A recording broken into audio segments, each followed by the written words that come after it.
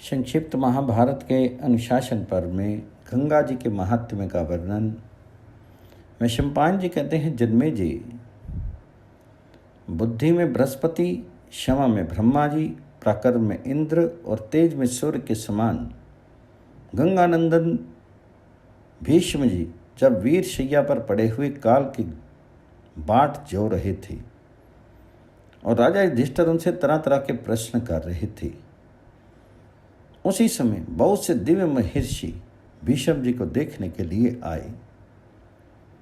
उनके नाम ये हैं: अत्रि, विशिष्ट, भृगु, पुलत्स, पुलय, क्रतु, अंगरा, गौतम, अगस्त, सुमति, विश्वामित्र, स्थूलशिरा, संवर्त, प्रमति, दम, बृहस्पति, शुक्राचार्य, व्यास, च्यवंत, काश्यप, ध्रुव, दुर्वासा, जमदग्नि, मार्कंडे, गालव, भरद्वाज, रैभ्य, यावक्री, तृत, स्थूलाक्ष, शबलाक्ष, कण्व, मेधातिथि, कुश, नारद, पर्वत, सुधन्वा, एकत, नितंबु, भुवन, धौम्य, शतानंद, अकृतवरण, परशुराम और कच्छ।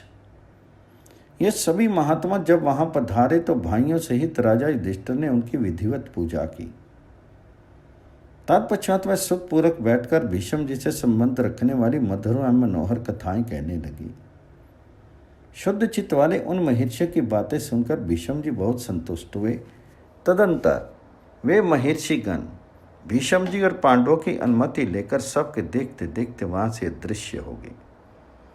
उसके बाद धर्मपुत्र युधिष्ठिर ने भीष्म जी के चरणों में सिर रखकर प्रणाम किया और पुनः उनसे धर्म विषयक प्रश्न पूछा। पिता में कौन से देश, कौन से प्रांत, कौन कौन आश्रम, कौन से पर्वत और कौन कौन सी नदियां पुण्य की दृष्टि से सर्वश्रेष्ठ समझने योग्य हैं? तब भीष्म जी ने कहा, युधिष्ठिर, इस विषय में शिलोच्छ वृत्ति से जीविका चलाने वाले एक पुरुष का किसी सिद्ध पुरुष के साथ जो संवाद हुआ था वह प्राचीन इतिहास सुनो। कोई सिद्ध पुरुष समूची पृथ्वी की अनेकों बार परिक्रमा करने के बाद शिलोच्छ वृत्ति से जीविका चलाने वाले एक श्रेष्ठ गृहस्थ के घर गया। उसने इसकी विधिवत पूजा की और ये प्रसन्न होकर बड़े सुख के साथ रात भर उस गृहस्थ के घर में रहा। सवेरा होने पर वह गृहस्थ स्नान आदि से पवित्र होकर प्रातःकालिक नित्य कर्म में लग गया। जब उससे निवृत्त हुआ तो फिर उस सिद्ध अतिथि की सेवा में आ पहुंचा। फिर दोनों महात्मा सुखपूर्वक बैठकर वेद वेदांत विषयक चर्चा करने लगे। थोड़ी देर बाद शिलोच्छ वृत्ति वाले गृहस्थ ब्राह्मण ने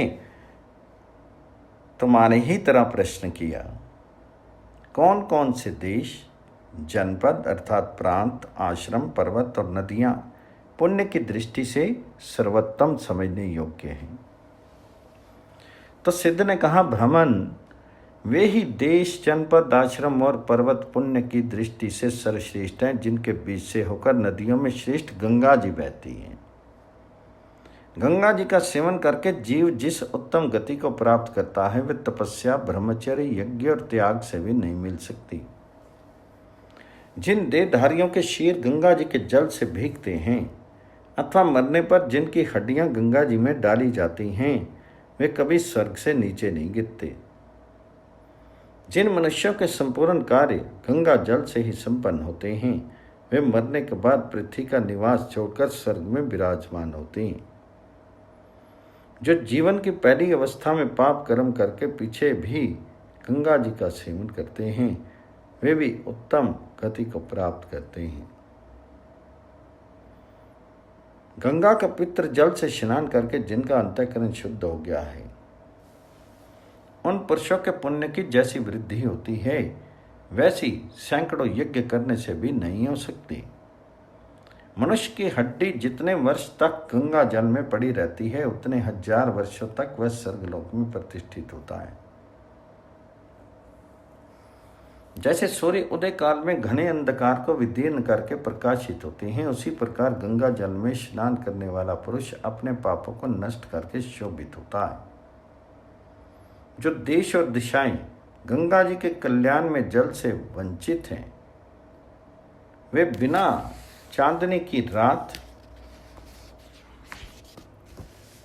और पुण्यहीन वृक्ष की भांति शोभा नहीं पाती। जैसे सूर्य के बिना आकाश की शोभा नहीं होती, उसी प्रकार गंगा से रहित देश और दिशाएं भी श्रीहीन जान पड़ती हैं। तीनों लोक में जो कोई प्राणी हैं वे सभी गंगा के उत्तम जल से तर्पण करने पर अत्यंत तृप्त होते हैं। जो मनुष्य सूर्य की किरणों से तपे हुए गंगा जल का पान करता है वह गाय के गोबर से निकले हुए जौ की लपसी खाने वाले पुरुष से अधिक पवित्र माना जाता है। एक मनुष्य शीर का शोधन करने वाले 1000 चंद्रायन व्रत का आचरण करे और दूसरा केवल गंगा जी के जल का पान करे तो उन दोनों में शायद ही समानता हो। 1000 युगों तक एक पैर से खड़े होकर तपस्या करने वाला पुरुष 1 महीने तक गंगा स्नान करने वाले पुरुष की बराबरी कर सकता है या नहीं, इसमें संदेह है। एक मनुष्य 10,000 युगों तक नीचे सिर करके वृक्ष में लटका रहे और दूसरा इच्छा अनुसार गंगा जी के तट पर निवास करे तो पहले की अपेक्षा दूसरा ही श्रेष्ठ है। जैसे आग में डाली हुई रुई तुरंत जलकर भस्म हो जाती है, उसी तरह गंगा में गोता लगाने वाले मनुष्य के सारे पाप नष्ट हो जाते हैं। इस संसार में जो लोग दुखों से व्याकुल होकर अपने लिए कोई आश्रय ढूंढ रहे हैं, उन सब के लिए गंगा के समान दूसरा कोई सहारा नहीं। जैसे गरुड़ को देखते ही संपूर्ण शर्मों के विष झड़ जाते हैं, उसी प्रकार गंगा जी के दर्शन मात्र से मनुष्य सब पापों से छुटकारा पा जाता है। जगत में जिनका कहीं आधार नहीं है तथा जिन्होंने धर्म की शरण नहीं ली है, उनका आधार और उन्हें शरण देने वाली श्री गंगा जी ही हैं। वे ही उसका कल्याण करने वाली तथा वे ही कवच की भांति उसे सुरक्षित कर रखने वाली है। जो नीच अनेकों बड़े बड़े अशुभ पापों से ग्रस्त होकर नरक में पड़ने वाले हैं, वे भी यदि गंगा की शरण में आ जाते हैं तो ये मरने के बाद उनका उद्धार कर देती है। जो सदा गंगा में स्नान करने जाया करते हैं वे निश्चय ही मुनियों तथा इंद्र आदि देवताओं के समान माने जाते हैं। विनय और सदाचार से हीन, अमंगलकारी तथा नीच मनुष्य भी गंगा की शरण में जाने पर शिव स्वरूप हो जाते हैं। जैसे देवताओं को अमृत, पितरों को सदा और नागों को सुधा तृप्त करती है, उसी प्रकार मनुष्यों के लिए गंगा जल ही पूर्ण तृप्ति का साधन है। जैसे भूखे हुए बच्चे माता के पास जाते हैं और उसी प्रकार कल्याण चाहने वाले प्राणी गंगा जी की उपासना करते हैं। जैसे ब्रह्मलोक सब लोक से श्रेष्ठ बताया जाता है, वैसे ही स्नान करने वाले पुरुषों के लिए गंगा ही सब नदियों में श्रेष्ठ कही जाती है। जो मनुष्य गंगा के तीर की मिट्टी अपने मस्तक में लगाता है वह ज्ञान अंधकार का नाश करने के लिए सूर्य के समान निर्मल स्वरूप धारण करता है। गंगा की तरंगमालाओं का चुंबन करके बहने वाली वायु जब मनुष्य के शरीर का स्पर्श करती है उसी समय में उसके सारे पापों को नष्ट कर देती है। दुखों से संतप्त होकर मृत्यु की घड़ियां गिनने वाला मनुष्य भी यदि गंगा जी के दर्शन करे तो उसे इतनी प्रसन्नता होती है कि उसकी सारी पीड़ा तत्काल नष्ट हो जाती है। गंगा के तट पर निवास करने से जो सुख, जो आनंद मिलता है वह स्वर्ग में रहकर संपूर्ण भोगों का अनुभव करने से भी नहीं मिल सकता। मन, वाणी और क्रिया द्वारा होने वाले पापों से ग्रस्त मनुष्य भी यदि गंगा जी का दर्शन करे तो वह परम पवित्र हो जाता है। इस विषय में मुझे तनिक भी संदेह नहीं है। गंगा जी का दर्शन, उनके जल का स्पर्श तथा उनके भीतर डुबकी लगाने से मनुष्य 7 पीढ़ी तक आगे आने वाली संतानों को और 7 पीढ़ी तथा उससे भी ऊपर के पितरों का उद्धार कर देता है। जो पुरुष गंगा जी का महात्म्य सुनता, उसके तट पर जाने की अभिलाषा करता, उनका दर्शन करता, गंगा जी का जल पीता, स्पर्श करता तथा उनके भीतर गोते लगाता है, उनके दोनों कुलों का भक्ति गंगा उद्धार कर देती है। गंगा जी अपने दर्शन, स्पर्श, जलपान और नाम कीर्तन मात्र से सैकड़ों और हजारों पापियों को तार देती है। जो पुरुष अपना जन्म, जीवन तथा अपनी विद्या को सफल करना चाहता हो, उसे गंगा के तट पर जाकर देवताओं और पितरों का तर्पण करना चाहिए। मनुष्य गंगा स्नान करके जिस अक्षय फल को प्राप्त करता है, वह पुत्र, धन तथा किसी क्रिया के द्वारा नहीं मिल सकता। जो शक्ति रहते हुए भी पवित्र जल वाली कल्याण में गंगा का दर्शन नहीं करते, वे जन्म के अंधे, लुंजे और मुर्दे के समान हैं। भूत, वर्तमान और भविष्य के ज्ञाता महर्षि तथा इंद्र आदि देवता भी जिनकी उपासना करते हैं, और विद्वान ब्रह्मचारी, गृहस्थ, वानप्रस्थ तथा सन्यासी भी जिनकी शरण लेते हैं, ऐसी गंगा जी का कौन मनुष्य आश्रय नहीं लेगा। जो मनुष्य प्राण निकलते समय मन ही मन गंगा जी का स्मरण करता है, उसे परम गति की प्राप्ति होती है। जो जीवन पर्यंत गंगा की उपासना करता है, उसे भय देने वाले पापों से तनिक भी भय नहीं होता। आकाश से गिरती हुई जिन परम पवित्र गंगा जी को भगवान शंकर ने अपने सिर पर धारण किया तथा जिन्होंने 3 निर्मल मार्गों से प्रवाहित होकर तीनों लोकों की शोभा बढ़ाई है, उनके जल का सेवन करने वाला मनुष्य कृतार्थ हो जाता है। गंगा जी में भक्ति रखने वाले पुरुष को माता, पिता, पुत्र, स्त्री और धन का वियोग होने से भी उतना दुख नहीं होता जितना गंगा के विछोह से होता है। गंगा जी के दर्शन से जितनी प्रसन्नता होती है, उतनी वन में भ्रमण करने, अभीष्ट विषयों को भोगने तथा पुत्र और धन पाने से भी नहीं होती। जो गंगा जी में श्रद्धा रखता है, उन्हीं में मन लगाता है, उन्हीं के पास रहता है, उन्हीं का आश्रय लेता है तथा भक्तिपूर्वक उन्हीं का अनुसरण करता है, वह भगवती भगीरथी का प्रिय होता है। पृथ्वी, आकाश तथा स्वर्ग में रहने वाले छोटे बड़े सभी प्राणियों को सदा गंगा जी में स्नान करना चाहिए। यही सत्पुरुषों का सबसे उत्तम कार्य है। आकाश, स्वर्ग, पृथ्वी, दिशा और विदिशाओं में भी जिनकी ख्याति फैली हुई है, सरिताओं में श्रेष्ठ उन भक्ति भगीरथी के जल का सेवन करके सभी मनुष्य कृतार्थ हो जाते हैं। जो दूसरे मनुष्यों को ये गंगा जी हैं ऐसा कहकर उनका दर्शन कराता है, उनके लिए भक्ति भगीरथी ही प्रतिष्ठा अर्थात अक्षय पद प्रदान करने वाली है। वे कार्तिकेय और स्वर्ण को अपने घर में धारण करने वाली, पवित्र जल की धारा बहाने वाली और पाप दूर करने वाली है। वे आकाश से पृथ्वी पर उतरी हुई है, उसका जल संपूर्ण जगत के लिए पेय है। उसे प्रातःकाल स्नान करने से धर्म, अर्थ, काम तीनों वर्गों की सिद्धि होती है। गंगा जी गिरिराज हिमालय की कन्या, भगवान शंकर की पत्नी तथा स्वर्ग और पृथ्वी की शोभा है। वे भूमंडल पर निवास करने वाले प्राणियों का कल्याण करने वाली, परम सौभाग्यवती तथा तीनों लोगों को पुण्य प्रदान करने वाली है। श्री भागीरथी मधु का स्तोत्र एवं पितृ जल की धारा बहाती है। जलते हुए घी की ज्वाला के समान उसका प्रकाश है। वे अपने भीतर स्नान, संध्या आदि करने वाले ब्राह्मणों और उताल तरंगों के द्वारा शोभित होती है।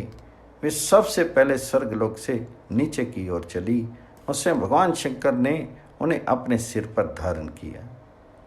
फिर हिमालय पर्वत पर आकर वहाँ से वे इस पृथ्वी पर उतरी है।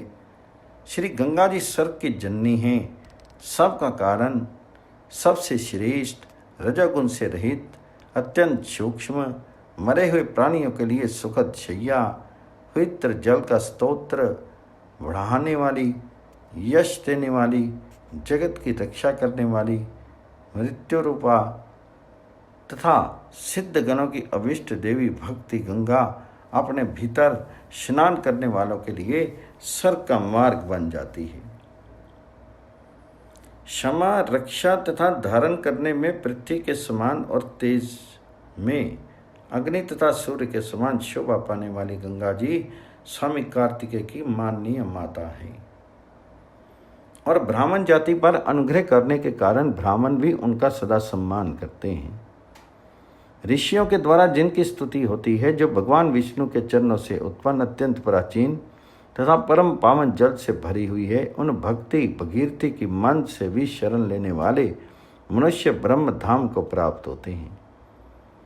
जैसे माता अपने पुत्रों को स्नेह भरी दृष्टि से देखती है, वैसे ही गंगा जी सर्व आत्म भाव से अपनी आश्रय में आए हुए प्राणियों को कृपा दृष्टि से देखकर उन्हें सर्वगुण संपन्न लोक प्रदान करती है।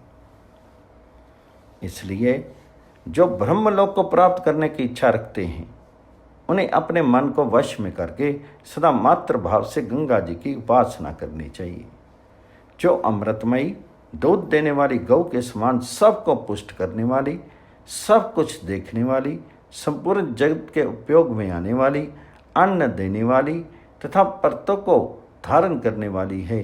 श्रेष्ठ पुरुष जिसका आश्रय लेते हैं और जिन्हें ब्रह्मा जी भी प्राप्त करना चाहते हैं, उन भगवती गंगा जी का मोक्ष अभिलाषी पुरुषों को अवश्य आश्रय लेना चाहिए। राजा भगीरथ अपनी उग्र तपस्या से भगवान शंकर सहित संपूर्ण देवताओं को प्रसन्न करके गंगा जी को इस पृथ्वी पर ले आए। उनकी शरण जाने से मनुष्य को इस लोक और परलोक में भय नहीं रहता। ब्राह्मण, मैंने अपनी बुद्धि से सोचकर यहाँ गंगा जी के गुणों का एक अंश बतलाया है। मुझ में इतनी शक्ति नहीं है कि मैं उनके संपूर्ण गुणों का वर्णन कर सकूं। कदाचित पूरा यत्न करने से मेरुगिरि के रत्नों और समुद्र के पानी की माप बताई जा सकती है, किंतु गंगा जल के गुणों का वर्णन करना असंभव है।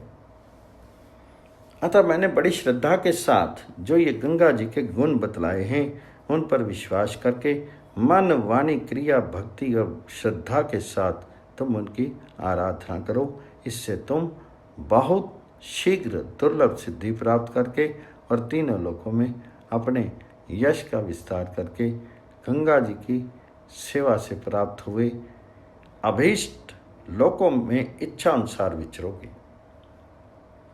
महान प्रभावशाली भक्ति भगीरथी तुम्हारी और मेरी बुद्धि को सदा सधर्म के अनुकूल गुणों से युक्त करे। श्री गंगा जी बड़ी भक्तवत्सला हैं। वे संसार में अपने भक्तों को सुखी बनाती हैं। भीष्म जी कहते हैं, युधिष्ठिर, वह उत्तम बुद्धि वाला परम तेजस्वी सिद्ध शिलोच वृत्ति के द्वारा जीव का चलाने वाले उस ब्राह्मण से त्रिपथ का गंगा जी के यथार्थ गुणों का नाना प्रकार से वर्णन करके आकाश में अंतर ध्यान हो गया, और वह ब्राह्मण उसके उपदेश से गंगा जी के महात्म्य को जानकर उसकी विधिवत उपासना करके परम दुर्लभ सिद्धि को प्राप्त हुआ। कुंती नंदन, इसी प्रकार तुम भी पराभक्ति के साथ सदा गंगा जी की उपासना करो, इससे तुम्हें उत्तम सिद्धि प्राप्त होगी। वैशंपायन जी कहते हैं, जन्मेजय, भीष्म जी का द्वारा कहे हुए श्री गंगा जी की स्तुति से युक्त इस इतिहास को सुनकर भाइयों सहित राजा युधिष्ठिर को बड़ी प्रसन्नता हुई। गंगा के स्तवन से युक्त इस पवित्र इतिहास का जो श्रवण या पाठ करेगा, वह सब पापों से मुक्त हो जाएगा।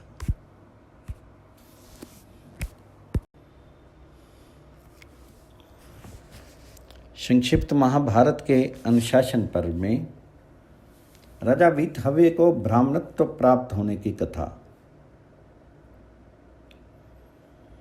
युधिष्ठिर ने कहा, पितामह, आप बुद्धि, विद्या, सदाचार, शील और सब प्रकार के गुणों से संपन्न हैं।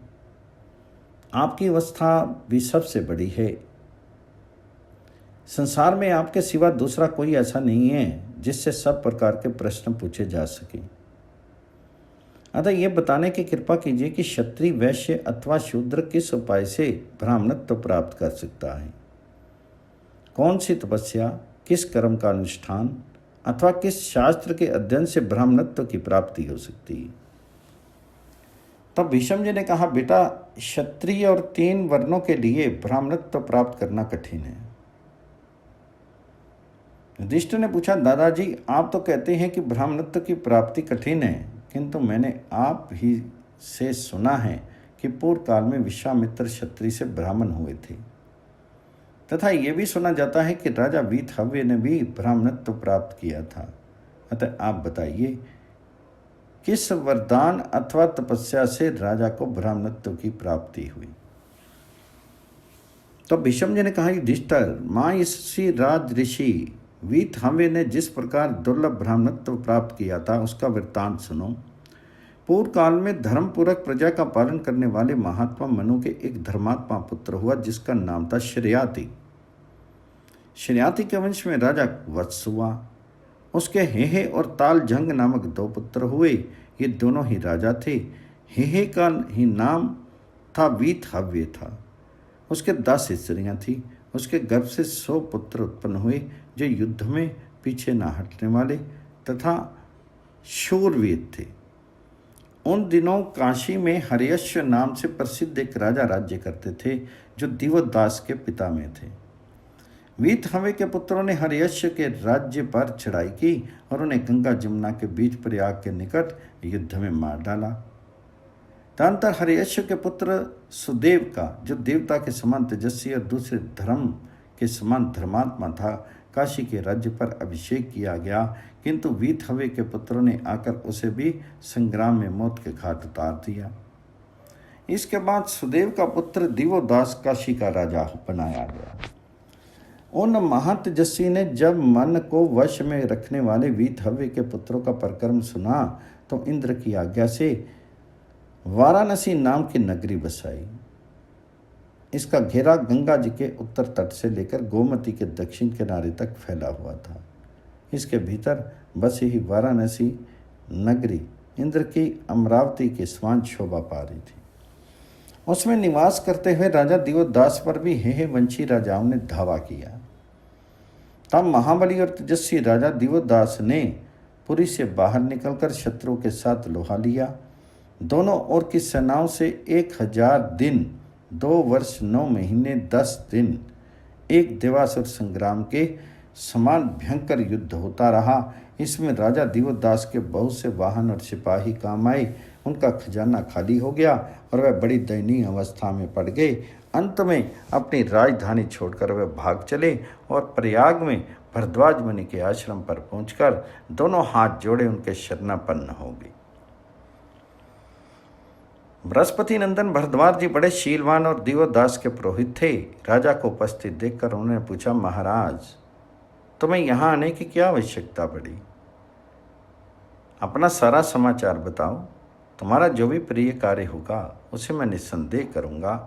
तो राजा ने कहा, भगवान, वीतहव्य के पुत्रों ने मेरे वंश का नाश कर डाला। मैं अकेला ही भागकर आपकी शरण में आया हूं। यह सुनकर महाभाग भरद्वाज मुनि ने कहा, सुदेव नंदन, तुम डरो मत। मैं एक यज्ञ करूंगा, उससे तुम्हें ऐसे पुत्र की प्राप्ति होगी जिसकी सहायता से तुम हजारों वीतहव्य के पुत्रों को मार डालोगे। ये कहकर भरद्वाज मुनि ने राजा के लिए पुत्रेष्टि नामक यज्ञ किया। उसके प्रभाव से दिवोदास के यहाँ एक पुत्र उत्पन्न हुआ जो संसार में परतर्दन के नाम से प्रसिद्ध था। वह पैदा होते ही इतना बढ़ गया कि तुरंत 13 वर्ष की अवस्था का सा दिखाई देने लगा। उसी समय उसने अपने मुख से संपूर्ण वेद और धनुर्वेद का गान किया।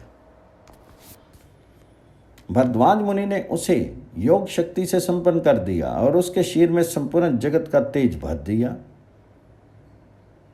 तदनंतर राजकुमार प्रतर्दन ने अपने शीर पर कवच और धनुष धारण किया। उस समय देव ऋषि गण उसका यश गाने लगे।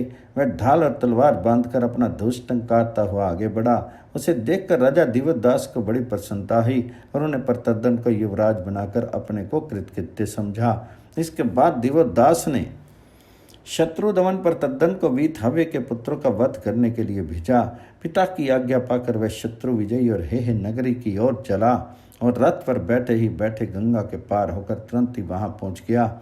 उसके रथ की घोर घड़घड़ाहट सुनकर विचित्र ढंग से युद्ध करने वाले हे राजकुमार कवच से सज्जित होकर नगराकार विशाल रथों पर बैठे हुए पुरी से बाहर निकले और बाणों की वर्षा करते हुए प्रतर्दन पर चढ़ाए।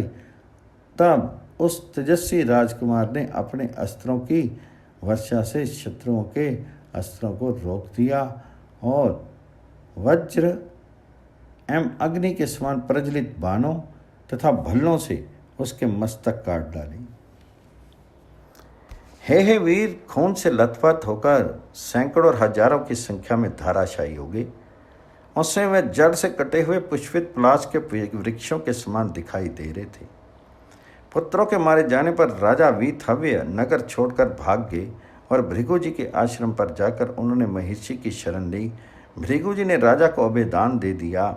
इतने ही में उनके पीछे लगा हुआ राजकुमार प्रतद्दन भी वहां पर आ पहुंचा और आश्रम में जाकर बोला, इस आश्रम पर महात्मा भृगु के शिष्य कौन कौन हैं?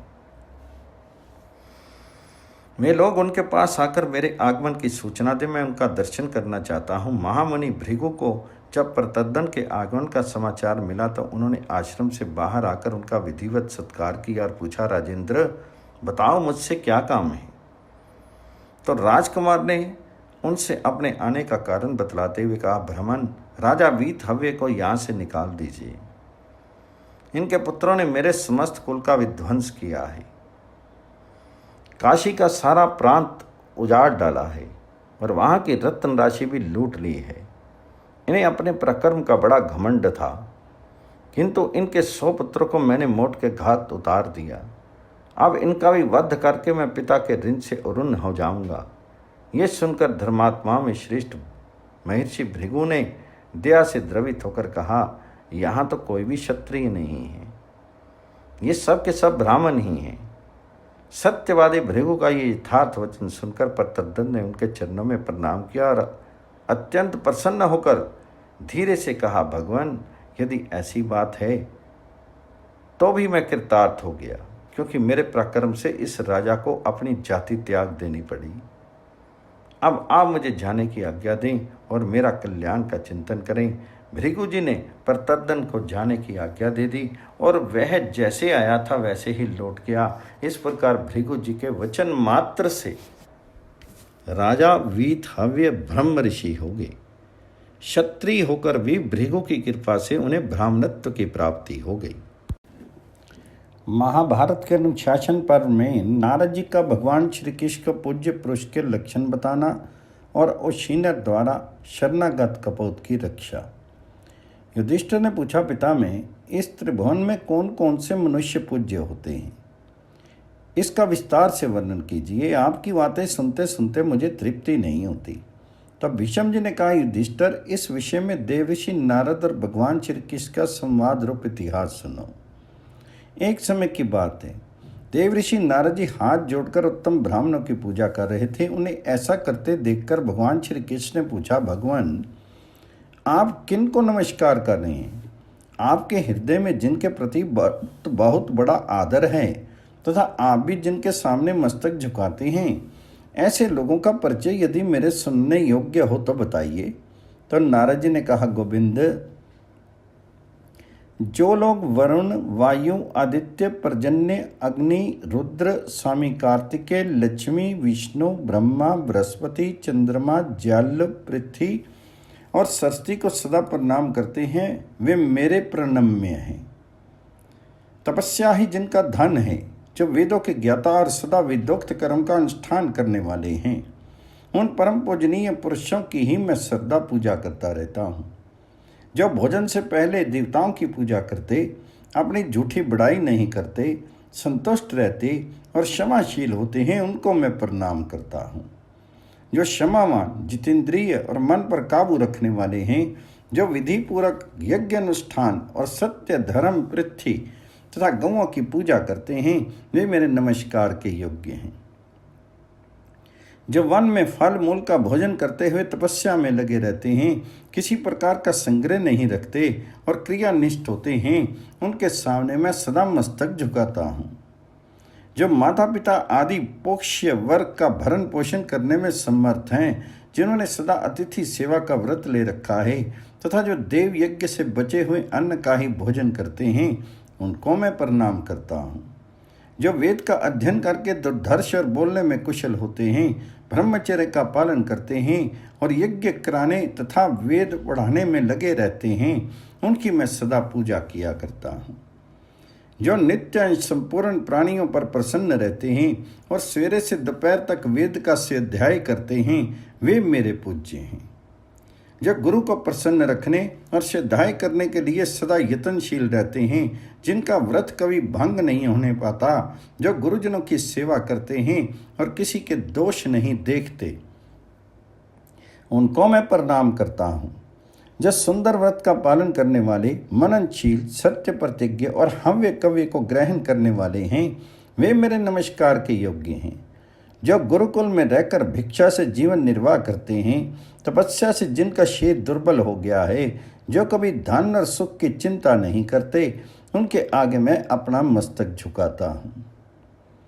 यदुनंदन, जिनके मन में ममता नहीं है, जो द्वंद्वों से परे हो गए हैं, जिन्होंने सर्वस्व के साथ लज्जा का भी परित्याग कर दिया है, जिन्हें इस संसार में कोई प्रयोजन नहीं है, जो वेद की शक्ति पाकर दुर्धर्ष प्रवचन करने में कुशल और ब्रह्मवादी हैं, जिन्होंने अहिंसा और सत्य का व्रत ले रखा है तथा जो इंद्रिय संयम और मनोनिग्रह के साधन में संलग्न रहते हैं, वे मेरे प्रणाम के योग्य हैं।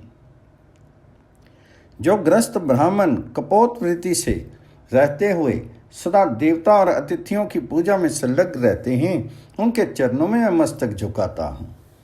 जिनके कार्यों में धर्म, अर्थ और काम तीनों का निर्वाह होता है, किसी एक की भी हानि नहीं होने पाती तथा जो सदा शिष्टाचार में संलग्न रहते हैं, उनको मैं नमस्कार करता हूँ।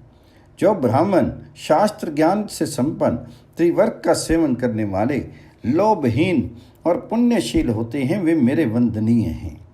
जो नाना प्रकार के व्रतों का पालन करते हुए केवल पानी या हवा पीकर रह जाते हैं तथा जो सदा यज्ञ शेष अन्न का ही भोजन करते हैं, उनके चरणों में मैं प्रणाम करता हूँ। जो स्त्री परिग्रह से रहित है, जिन्होंने अग्निहोत्र का आश्रय लिया है, वेदी जिनका सबसे बड़ा सहारा है तथा जो सब प्राणियों को आश्रय देते हैं, उन्हें मैं वंदनीय मानता हूँ। जो लोक का कल्याण करने वाले, संसार में सबसे श्रेष्ठ, कुल में उत्तम, अज्ञान का नाश करने वाले तथा सूर्य के समान जगत को ज्ञान आलोक वरदान करने वाले हैं, उनके सामने भी मैं सदा मस्तक झुकाता हूँ। इसलिए भगवान श्री कृष्ण, आप भी सदा ब्राह्मणों की पूजा कीजिए। जो सबका अतिथि सत्कार करते हैं, गौ ब्राह्मण और सत्य पर प्रेम रखते हैं, वे बड़े से बड़े संकट के में पार हो जाते हैं। जो सदा मन को वश में रखते, किसी के दोष पर दृष्टि नहीं डालते और प्रतिदिन श्रद्धाएं में संलग्न रहते हैं, उनका महान संकट से उद्धार हो जाता है। जो सब देवताओं को प्रणाम करते, एकमात्र वेद का आश्रय लेते, श्रद्धा रखते और इंद्रियों को वश में कर लेते हैं, उनको भी बहुत बड़ी विपत्ति से छुटकारा मिल जाता है। जो व्रत का पालन करते हैं और श्रेष्ठ ब्राह्मणों को नमस्कार करके उन्हें दान देते हैं, वे दुख से मुक्त हो जाते हैं। तपस्वी, आबाल ब्रह्मचारी, तपस्या से शुद्ध अंतःकरण वाले, देवता, अतिथि, पोष्य वर्ग तथा पितरों का पूजन करने वाले और यज्ञ शेष अन्न के भोक्ता पुरुष भी दुर्गम विपत्तियों से छूट जाते हैं। जो अग्नि की स्थापना करके विधि पूर्वक नमस्कार करते हुए सदा उसे प्रज्वलित रखते हैं तथा जो सोम यज्ञ में विधिवत आहुति करते हैं, वे संकट के पार हो जाते हैं तथा जो आप ही की भांति सदा माता पिता और गुरुजनों का आदर करते हैं, उनका भी दुख छूट जाता है। ये कहकर नारद जी चुप हो गए। कुंती नंदन, तुम भी सदा देवता, पितर, ब्राह्मण तथा अतिथियों की पूजा करते हो, इसलिए तुम्हें भी मनवांछित गति प्राप्त होगी। युधिष्ठिर ने पूछा, पिता में आप संपूर्ण शास्त्रों के ज्ञान में निपुण हैं, अतः आप इसे धर्म विषयक बातें सुनने की इच्छा होती है। अब यह बताने की कृपा कीजिए कि जो लोग शरण में आए हुए अंडज, पिंडज, स्वेदज और उद्भिज, इन 4 प्रकार के प्राणियों की रक्षा करते हैं, उनको क्या फल मिलता है। तब भीष्म जी ने कहा, धर्मनंदन, शरणागत की रक्षा करने से जो महान फल होता है, उसके विषय में तुम एक प्राचीन इतिहास सुनो। एक समय की बात है, एक बाज किसी सुंदर कबूतर को मार रहा था। वह कबूतर बाज के डर से भागकर महाभाग राजा उशीनर नरेश की शरण में गया। राजा का अंतःकरण बहुत शुद्ध था। उन्होंने जब उस पक्षी को भयभीत होकर अपनी गोद में आया देखा, तो उसे धीरज देते हुए कहा, कपोत, अब तुझे किसी भी पक्षी का डर नहीं है, किंतु ये तो बता तुझे ये महान भय कहाँ और किससे प्राप्त हुआ? तूने क्या अपराध किया है जिससे घबराया हुआ सा यहाँ आया है? मैं तुझे अभय देता हूँ। मेरे पास आ जाने पर अब कोई तुझे पकड़ने का विचार भी मन में नहीं ला सकता। ये काशी का राज्य और अपना जीवन तक तेरी रक्षा के लिए निछावर कर दूंगा। तो विश्वास कर, अब तुझे तनिक की भय नहीं है। इतने में बाद भी वहां कर बोला, राजन, ये कबूतर मेरा भोजन है। इसके मांस, मज्जा, रक्त और मैदे से मेरा हित होने वाला है। ये मेरी भूख मिटाकर मेरी पूर्ण तृप्ति कर सकता है। आप मेरे और इसके बीच में मत पड़िए। मुझे भूख की ज्वाला जला रही है। आप इस कबूतर को छोड़ दीजिए। मैं बड़ी दूर से इसके पीछे उठता आ रहा हूँ। मेरे नाखून और पैरों से ये काफ़ी घायल हो चुका है। अब इसमें कुछ सांस बाकी हैं। आप इसे बचाने की चेष्टा मत कीजिए। अपने देश में रहने वाले मनुष्यों की ही रक्षा करने के लिए आप राजा बनाए गए हैं। भूख प्यास से तड़पते हुए पंछी को रोकने का आपको कोई अधिकार नहीं है। यदि आप में शक्ति है तो वैरियों, सेवकों, सज्जनों और इंद्रियों के विषयों पर ही पराक्रम दिखाइए।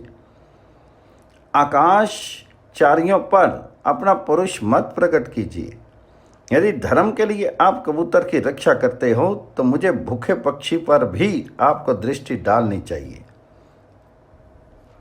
देवताओं ने सनातन काल से कबूतर को बाज का भोजन बना रखा है। प्राचीन काल से लोग इस बात को जानते हैं कि बाज कबूतर खाते हैं। महाराज उशीनर, यदि आपको कबूतर पर बड़ा स्नेह है तो आप मुझे कबूतर के बराबर अपना ही मांस तराजू पर तोल कर दे दीजिए। राजा ने कहा, बाज, तुमने ऐसी बात कहकर मुझ पर बड़ा अनुग्रह किया। बहुत अच्छा, मैं ऐसा ही करूँगा। यह कहकर राजा उशीनर अपना मांस काट काट कर तराजू पर तोलने लगे। ये समाचार सुनकर अंतःपुर की रानियां बहुत दुखित हुई और हाहाकार करती हुई बाहर निकल आई। सेवक, मंत्री और रानियों के रोने से वहां मेघ की गंभीर गर्जना के समान महान कोलाहल मच गया। पहले आसमान साफ था, किंतु उस समय वहां बादलों की घटा घिर आई। राजा का वह साहसपूर्ण कार्य देखकर पृथ्वी कांप उठी। ने अपनी पसलियों, भुजाओं और जांघों से मांस काट काट कर जल्दी जल्दी तराजू भरने लगी।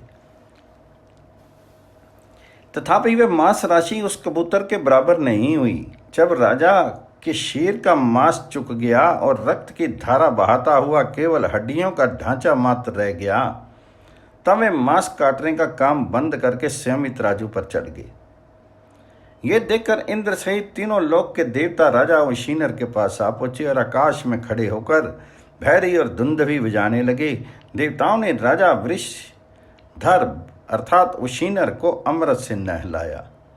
उसके ऊपर अत्यंत सुखदायक दिव्य पुष्पों की बारंबार वर्षा की। इतने ही में एक विमान उपस्थित हुआ जिसमें स्वर्ण के महल बने हुए थे। सोने और मणियों की वंदन मारे लगी थी और वह दूर्य मणि के खंभे शोभा पा रहे थे। राज ऋषि उशीनर उस विमान में बैठकर सनातन लोक को प्राप्त हुए। युधिष्ठिर, तुम्हें भी शरणागत प्राणियों की इसी प्रकार रक्षा करनी चाहिए। जो मनुष्य अपने भक्त, प्रेमी और शरणागत पुरुषों की रक्षा करता है तथा सब प्राणियों पर दया रखता है, वे परलोक में सुख पाता है। जो राजा सदाचारी होकर सबके साथ सद्वर्ताव करता है, वे अपने कर्म से किस वस्तु को नहीं प्राप्त कर लेता। सत्य प्रकर्मी, धीर और शुद्ध हृदय वाले काशी नरेश राज ऋषि उशीनर अपने कर्म से तीनों लोकों में विख्यात हो गए।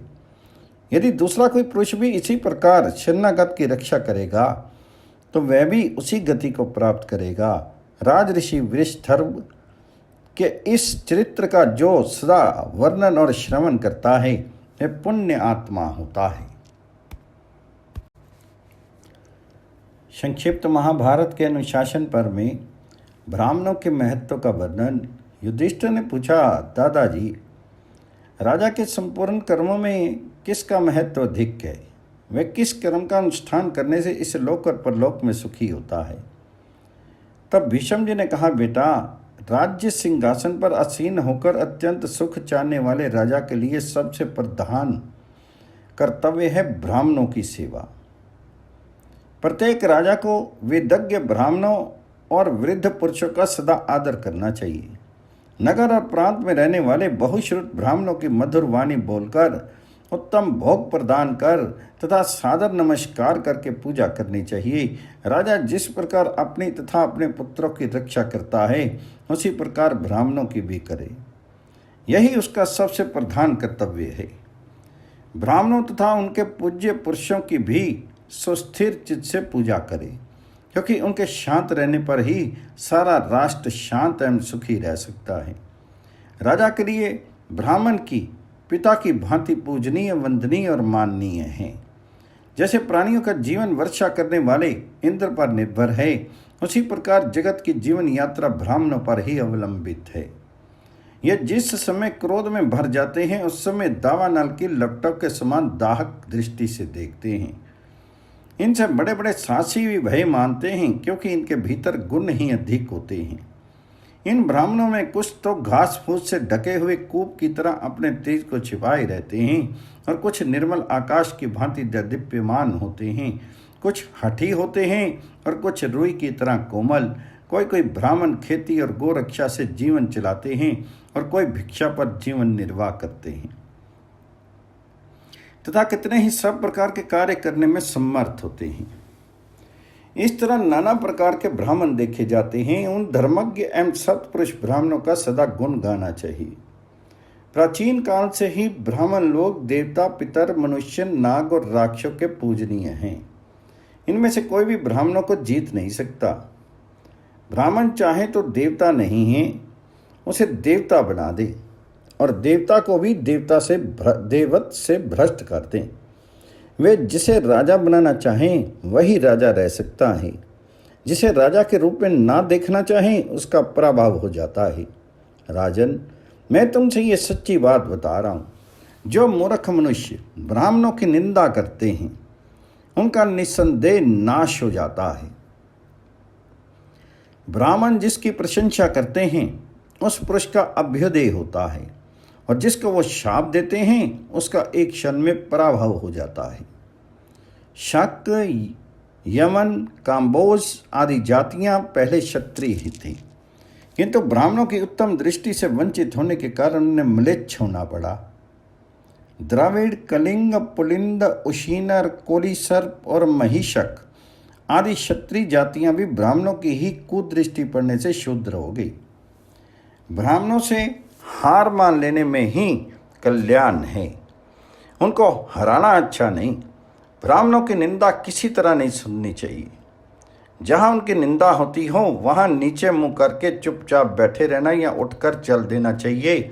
इस पृथ्वी पर कोई भी ऐसा मनुष्य न पैदा हुआ है न पैदा होगा जो ब्राह्मण के साथ विरोध करके सुखपूर्वक जीवित रहने का साहस करे। हवा को मुट्ठी में पकड़ना, चंद्रमा को हाथ से छूना और पृथ्वी को उठा लेना जैसे अत्यंत कठिन काम है, उसी तरह इस पृथ्वी पर ब्राह्मणों को जीतना दुष्कर है। इसलिए राजाओं को चाहिए कि उत्तम भोग, आभूषण और दूसरे मनवांछित पदार्थ देकर नमस्कार आदि के द्वारा सदा ब्राह्मणों की पूजा करे और पिता के समान उनके पालन पोषण का ध्यान रखे। सभी राष्ट्र में शांति रह सकती है। अतः तुम्हारे राज्य में पवित्र और ब्रह्म तेज से संपन्न ब्राह्मण अवश्य रहना चाहिए। कुलीन, धर्मज्ञ और उत्तम व्रत करने वाले ब्राह्मण को अपने घर में स्थान देना चाहिए, क्योंकि ब्राह्मणों में से श्रेष्ठ कोई नहीं है। ब्राह्मणों को ही दिए हुए भविष्य को देवता लोग स्वीकार करते हैं। सूर्य, चंद्रमा, वायु, जल, पृथ्वी, आकाश और दिशा, इन सब के अधिष्ठाता देवता सदा ब्राह्मण के शरीर में प्रवेश करके अन्न भोजन करते हैं। ब्राह्मण जिसका अन्न नहीं खाते, उसके अन्न को पितर भी नहीं स्वीकार करते। ब्राह्मण से द्वेष करने वाले पापी पुरुष का अन्न देवता भी नहीं ग्रहण करते। यदि ब्राह्मण संतुष्ट हो जाए तो देवता और पितर भी सदा प्रसन्न रहते हैं। ब्राह्मणों को संतुष्ट रखने वाले पुरुष मरने के बाद उत्तम गति को प्राप्त होते हैं, उनका नाश नहीं होने पाता। मनुष्य जिस जिस हविष्य से ब्राह्मणों को तृप्त करता है, उसी से देवता और पितरों की भी तृप्ति होती है। जिससे समस्त प्रजा उत्पन्न होती है, वे यज्ञ आदि कर्म ब्राह्मणों से ही संपन्न होता है। जीव जहाँ से उत्पन्न होता है और मरने के पश्चात जहाँ जाता है, उस परमात्मा को स्वर्ग और नरक के मार्ग को तथा भूत और भविष्य को ब्राह्मण ही जानते हैं। जो अपने धर्म को जानता है वही सच्चा ब्राह्मण है। जो लोग ब्राह्मणों का अनुसरण करते हैं उनकी कभी पराजय नहीं होती तथा मृत्यु के पश्चात उनका विनाश नहीं होता। ब्राह्मण के मुंह से निकले हुए वचन को जो सादर स्वीकार करते हैं, वे महात्मा कभी पराभव को नहीं प्राप्त होते। अपने तेज और बल से तपते हुए क्षत्रियों के तेज और बल ब्राह्मणों के सामने आते ही शांत हो जाते हैं। भृगुवंशी ब्राह्मणों ने तालजंघों को, अंगरा की संतानों ने नीपवंशी राजाओं को तथा भारद्वाज ने हेहयों और इला के पुत्रों को परास्त किया था। क्षत्रियों के पास अनेकों प्रकार के आयुध थे, तो भी कृष्ण मृग चरम धारण करने वाले ब्राह्मणों ने उन्हें हरा दिया। संसार में जो कुछ कहा, सुना या पढ़ा जाता है, वह सब काठ में छिपी हुई अग्नि की तरह ब्राह्मणों में ही स्थित है। इस विषय में भगवान श्री कृष्ण और पृथ्वी के संवाद रूप एक प्राचीन इतिहास का उदाहरण दिया जाता है। किसी समय भगवान श्री कृष्ण ने पृथ्वी से पूछा, कल्याणी, तुम संपूर्ण प्राणियों की माता हो, इसलिए मैं तुमसे एक संदेह पूछ रहा हूँ। ग्रस्त मनुष्य किस कर्म के अनुष्ठान से अपने पाप का नाश कर सकता है? तब पृथ्वी ने कहा, इसके लिए मनुष्य को ब्राह्मणों की ही सेवा करनी चाहिए। यही सबसे पितरोत्तम कार्य है। ब्राह्मणों की सेवा करने वाले पुरुष के संपूर्ण दोष नष्ट हो जाते हैं। ऐश्वर्य, कीर्ति और उत्तम बुद्धि भी ब्राह्मण से ही प्राप्त होती है। उत्तम जाति से संपन्न धर्मज्ञ, उत्तम व्रत का पालन करने वाले और पितृ ब्राह्मण की नित्य सेवा करनी चाहिए। माधव, देखिए ब्राह्मणों का प्रभाव। उन्होंने चंद्रमा में कलंक लगा दिया, समुद्र का पानी खारा बना दिया तथा इंद्र के शीर में 1000 भाग के चिन्ह उत्पन्न कर दिए, और फिर उन्हीं के प्रभाव से वे भग नेत्र के रूप में परिणित हो गए, जिनके कारण इंद्र सहस्त्राक्ष कहलाते हैं। इसलिए जो कीर्ति, ऐश्वर्य और उत्तम लोगों को प्राप्त करना चाहता हो, उसे ब्राह्मणों की आज्ञा में स्थित रहना चाहिए। भीष्म जी कहते हैं, पृथ्वी के ये वचन सुनकर भगवान मधुसूदन ने उनकी प्रशंसा करते कहा, वाह, तुमने बहुत अच्छी बात बताई। युधिष्ठिर, ब्राह्मणों का ये महात्म्य सुनकर तुम्हें सदा पितृभाव से उनकी पूजा करनी चाहिए, इससे तुम्हारा कल्याण होगा।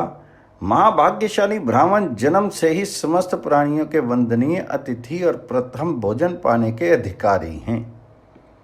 वे सब अर्थों को सिद्ध करने वाले, सबके सुहृद और देवताओं के मुख हैं तथा पूजित होने पर वे मंगलमयी वाणी से आशीर्वाद देकर मनुष्य के कल्याण का चिंतन करते हैं।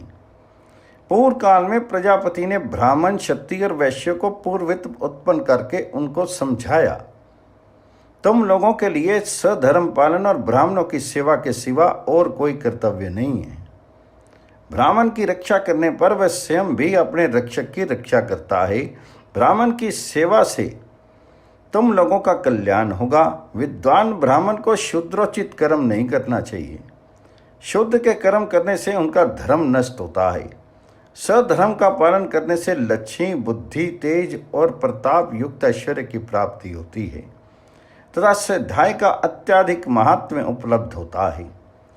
ब्राह्मण आवाहनीय अग्नि में स्थित देवता गणों को हवन से तृप्त करके अत्यंत सौभाग्यशाली होते हैं।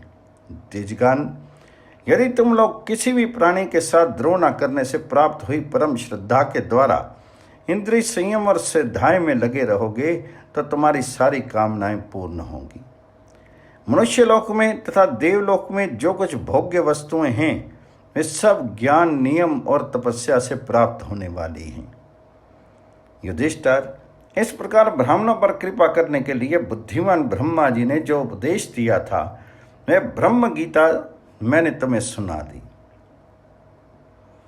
मेकल, द्राविड़, लाट, पौंड्र, कान्वशिरा, शौंडिक, दरद, दार्व, चौर, शबर, बर्बर, किरात और यवन ये सब पहले क्षत्रिय थे, किंतु ब्राह्मणों के अमर से नीच हो गए।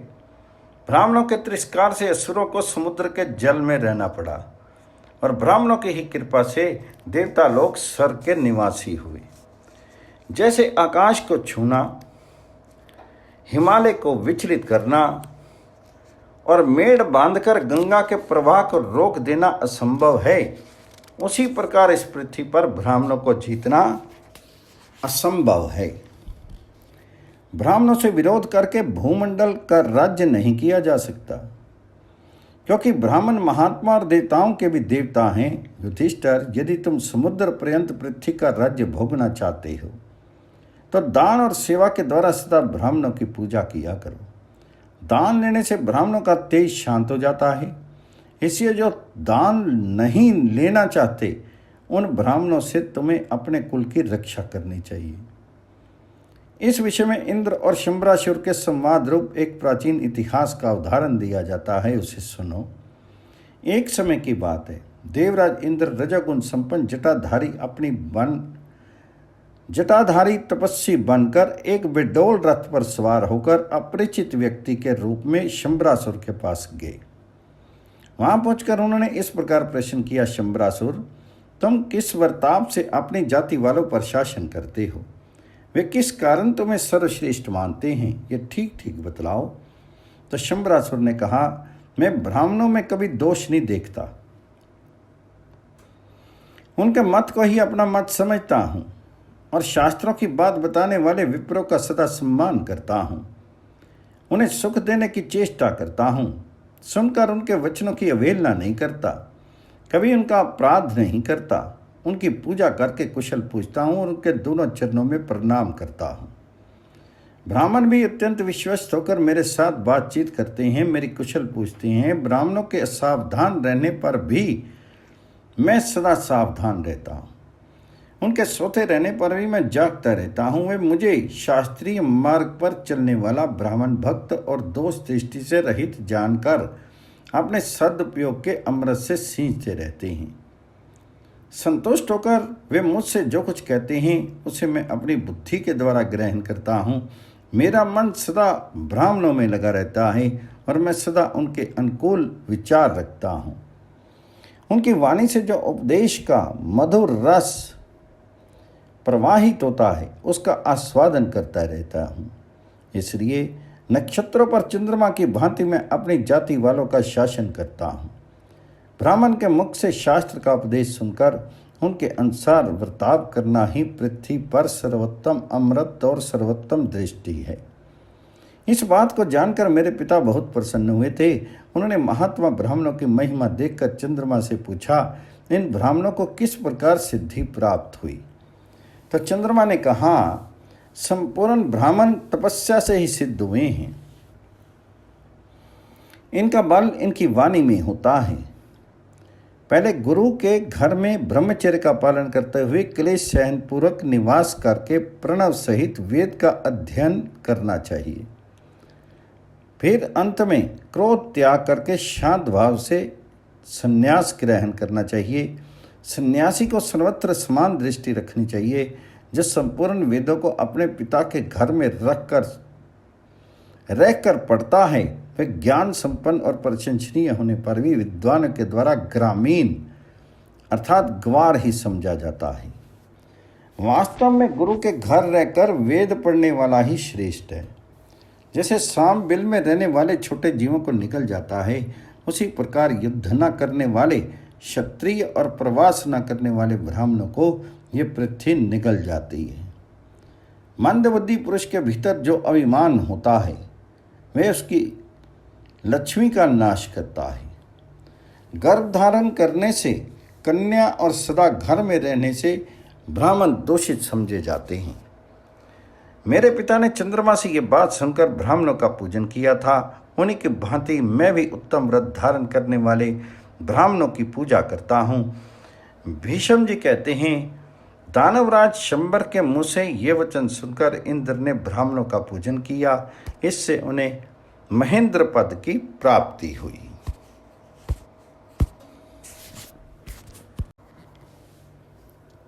संक्षिप्त महाभारत के अनुशासन पर्व में दान पात्र पुरुषों की परीक्षा और स्त्री रक्षा के विषय में देव शर्मा तथा विपुल की कथा। युधिष्ठिर ने पूछा, पिता में दान का पुत्र कौन होता है? अपरिचित पुरुष या बहुत दिनों तक अपने साथ रहा हुआ अथवा दूर देश से आया हुआ, इनमें से किसे पात्र समझना चाहिए? तब तो भीष्म जी ने कहा, युधिष्ठिर, इनमें से कोई कोई अपनी क्रिया के कारण दान का पात्र होता है और कुछ लोग अपने मौन व्रत के कारण। जो मनुष्य यज्ञ करने या गुरु दक्षिणा आदि देने के उद्देश्य से सब कुछ दान कर देने के लिए किसी वस्तु की याचना करता है, वह भी दान का पात्र है। कुटुंब के मनुष्य को कष्ट न देकर ही दान करना चाहिए। जिनके भरण पोषण का भार अपने ऊपर है, उनको कष्ट देकर दान करने वाला मनुष्य अपने को नीचे गिराता है। इस प्रकार जो पहले से परिचित नहीं है या जो बहुत दिनों तक साथ रह चुका है अथवा जो दूर देश से आया हुआ है, इन जीवों को ही विद्वान पुरुष दान पात्र समझते हैं।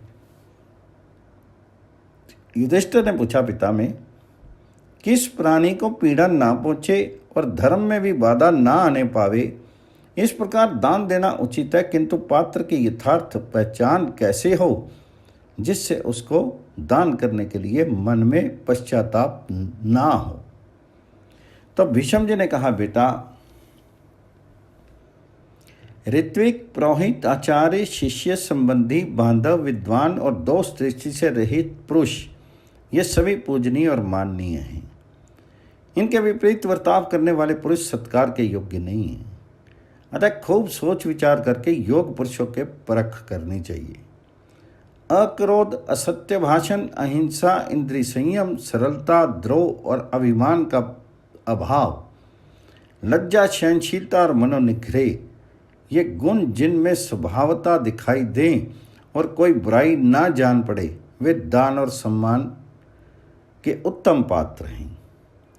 जो पुरुष बहुत दिनों तक अपने साथ रहा हो, वह भी दान का पात्र है, तथा जो तुरंत आया हो, वह परिचित हो या अपरिचित, दान और सम्मान के पाने के योग्य है।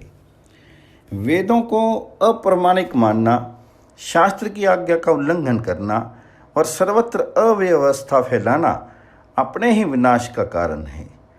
जो ब्राह्मण अपने पांडित्य का अभिमान करके व्यर्थ के तर्क का आश्रय लेकर वेदों की निंदा करता है, सत्पुरुषों की सभा में कोरी तर्क की बातें कहकर विजय पाता है, शास्त्र के अनुकूल युक्तियों का प्रतिपादन नहीं करता, जोर जोर से हल्ला मचाता और बहुत अधिक बोलता है, जो सब पर संदेह करता, बालकों और मूर्खों का सा व्यवहार करता तथा कठोर वचन बोलता है, ऐसे पुरुष को अस्पृश्य समझना चाहिए। विद्वानों की दृष्टि में वे मनुष्यों में कुत्ते के समान हैं। जैसे कुत्ता भौंकने और काटने के लिए दौड़ता है, इसी प्रकार वह बहस करने और शास्त्रों का खंडन करने के लिए इधर उधर दौड़ता फिरता है। ऐसे लोग दान के पात्र नहीं हैं। मनुष्य को जगत के व्यवहार पर दृष्टि डालनी चाहिए। धर्म और अपने कल्याण के उपायों पर विचार करना चाहिए। ऐसा करने वाला पुरुष सदा ही उन्नतिशील होता है।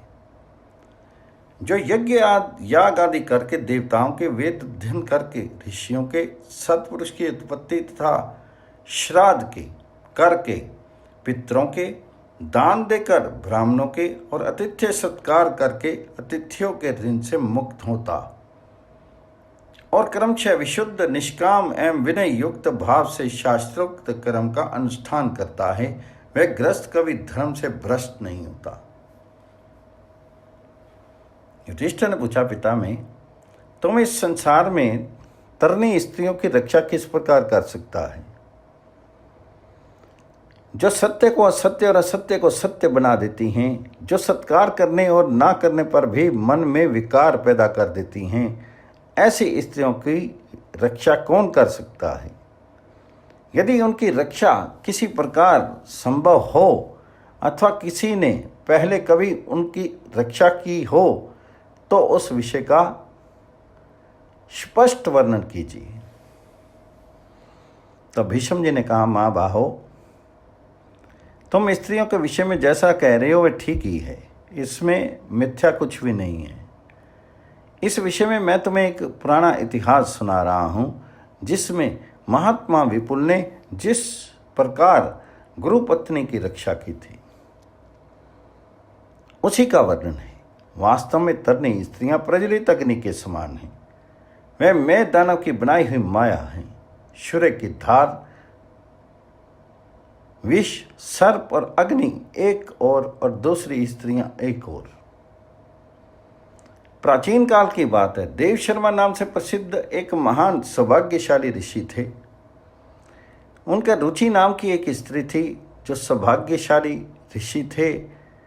उनके रुचि नाम की एक स्त्री थी जो इस पृथ्वी पर अद्वितीय सुंदरी थी। उसका रूप देखकर देवता दानव गंधर्व मतवाले हो जाते थे। इंद्र तो उस पर विशेष रूप से आसक्त थे। महामुनि देव शर्मा स्त्रियों के चरित्र से भली भांति परिचित थे और वे ये भी जानते थे कि इंद्र बड़ा ही पर स्त्री लंपट है। इसलिए वे अपनी स्त्री की यत्नपूर्वक रक्षा करते थे। एक बार उनके मन में यज्ञ करने का विचार हुआ। उस समय वे सोचने लगे, यदि मैं यज्ञ में लग जाऊं तो मेरी स्त्री की रक्षा कैसे होगी।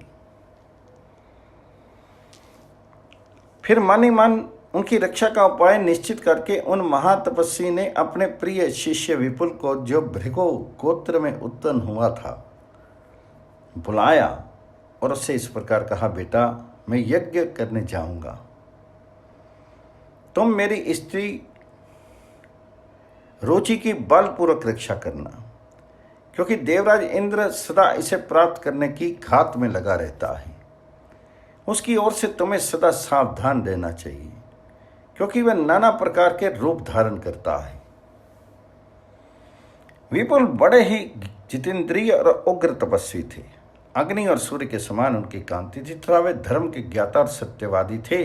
गुरु की आज्ञा मान करके उन्होंने उत्तम उत्तर दिया, बहुत अच्छा, मैं ऐसा ही करूँगा। फिर जब गुरु की चलने को उद्यत हुए तो विपुल ने पूछा, मुनि, इंद्र जब आता है तो कौन कौन से रूप धारण करता है? उसका शीर और तेज कैसा है, यह मुझे बताने की कृपा कीजिए। तो देव शर्मा ने कहा, बेटा इंद्र बड़ा मायावी है। वह बारंबार बहुत से रूप बदलता रहता है। कभी तो मस्तक पर मुकुट पहने, हाथे वज्र और धनुष लिए तथा कानों में कुंडल धारण किए आता है, और कभी एक ही क्षण में चंडाल के समान रूप बना लेता है। कभी हृष्ट पुष्ट और बड़ा शरीर धारण करता है, कभी चीथड़े पहने दीन दुर्बल देह में दिखाई देता है। अपने शीर का रंग भी कभी गोरा, कभी सांवला, कभी काला बना लेता है। ऐसा ही एक ही क्षण में कुरूप हो जाता है और एक ही क्षण में बलवान, कभी बूढ़ा बन जाता है, कभी जवान। वे तोते, कौवे, हंस, कोयल, सिंह, व्याघ्र, हाथी, देवता और दैत्य सभी के रूप में धारण करता है। मक्खी और मच्छर तक का रूप धारण करने में नहीं चूकता। कोई भी उसे पकड़ नहीं सकता। औरों की तो बात ही क्या, जिन्होंने इस संसार को बनाया है वे विधाता भी उसे अपने काबू में नहीं कर सकते। अंतर ध्यान हुआ इंद्र केवल ज्ञान दृष्टि से दिखाई देता है। इस प्रकार वह बहुत से रूप धारण किया करता है। इसलिए तुम यत्नपूर्वक मेरी स्त्री रुचि की रक्षा करना, जिससे यज्ञ में रखे हुए भविष्य को चाटने की इच्छा वाले कुत्ते की भांति दुरात्मा इंद्र इनका स्पर्श नहीं करने पाए। ये कहकर महाभाग देव शर्मा मुनि यज्ञ करने के लिए चले गए। विपुल गुरु की बात सुनकर बड़ी चिंता में पड़ गए और महाबली इंद्र से उस स्त्री की सुख चौकसी करने लगे। उन्होंने मन ही मन सोचा, मैं गुरु पत्नी की रक्षा के लिए क्या क्या उपाय करूं। इंद्र मायावी होने के साथ ही बड़ा दुर्धर्ष और पराक्रमी है। आश्रम या कुटी के दरवाजे को बंद कर देने मात्र से उसका आना नहीं रोका जा सकता। क्योंकि वह कई तरह के रूप धारण करता है। संभव है वायु का रूप धारण करके कुटी में घुस जाए और गुरु पत्नी को दूषित कर डाले। अतः मैं रुचि के शिविर में प्रवेश करके रहूंगा। पुरुषार्थ से उसकी रक्षा नहीं की जा सकती, क्योंकि इंद्र बहुरूपिया है। योग बल के द्वारा ही मैं रुचि के उससे रक्षा करूंगा। अपने सूक्ष्म अवयवों से मैं इसके प्रत्येक अवयवों में प्रवेश करूंगा। यदि ऐसा कर सका तो यह मेरे एक द्वारा आश्चर्यजनक कार्य होगा। जिस प्रकार कमल के पत्ते पर खड़ी हुई जल की बूंद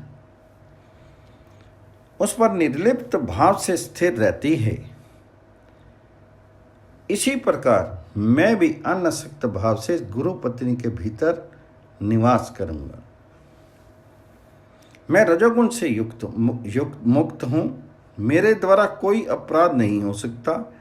जैसे रात चलने वाला बटोही कभी किसी भुनी धर्मशाला में ठहर जाता है, इसी प्रकार मैं भी सावधान होकर गुरु पत्नी के शिविर में निवास करूंगा। इस तरह धर्म पर दृष्टि डाल वेद शास्त्रों का विचार कर और अपने तथा गुरु की प्रचुर तपस्या को ध्यान में रखकर विपुल ने गुरु पत्नी की रक्षा का उपयुक्त उपाय ही निश्चित किया। इसके बाद रुचि के पास बैठकर उन्होंने तरह तरह की बातों में उसे लगा दिया। फिर अपने दोनों नेत्रों को उनके नेत्रों की ओर लगाया और अपने शीर की किरणों को उनके नेत्र की किरणों के साथ जोड़ दिया तथा उसी मार्ग से आकाश में प्रविष्ट होने वाली वायु की भांति रुचि के शीर में प्रवेश हुआ।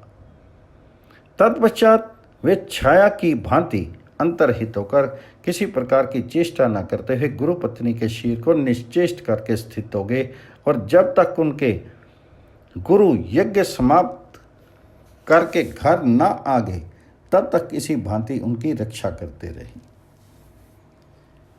तदंतर इस बीच में एक दिन दिव्य रूपधारी इंद्र ये सोचकर कि यही रुचि को प्राप्त करने का ठीक अवसर है, वहाँ आत्म आया और अत्यंत सुंदर लुभावना रूप धारण करके आश्रम में घुस गया। वहाँ पहुंचकर उसने देखा कि विपुल का शीर चित्रलिखित की भांति निश्चेष्ट पड़ा है और उसके नेत्र स्थिर हैं तथा दूसरी ओर मनोहर कटाक्ष वाली चंद्रमुखी रुचि बैठी हुई है। रुचि ने भी जब इंद्र को उपस्थित देखा तो सहसा उठने का विचार किया। उसका सुंदर रूप देखकर उसे बड़ा आश्चर्य हुआ, मानो अब वह पूछना ही चाहती थी कि तुम कौन हो। विपुल ने उनकी उठने की इच्छा देखकर योग बल से उसको बेकाबू कर दिया, जिससे वह हिलडुल नहीं सकी। तब देवराज ने बड़ी मधुर वाणी से उससे कहा, सुंदरी, मैं देवताओं का राजा इंद्र हूँ और तुम्हारे ही लिए यहाँ तक आया हूँ। तुम्हारा स्मरण करने में कमने से कामदेव मुझे बड़ा कष्ट दे रहा है, इसी से तुम्हारे निकट उपस्थित हूँ। अब देर मत करो, समय बीता जा रहा है। इंद्र की यह बात गुरु पत्नी के शिविर में बैठे हुए विपुल ने भी सुनी और उन्हें इंद्र को देख भी लिया, किंतु उनके द्वारा स्तंभित होने के कारण रुचि इंद्र को कोई उत्तर नहीं दे सकी।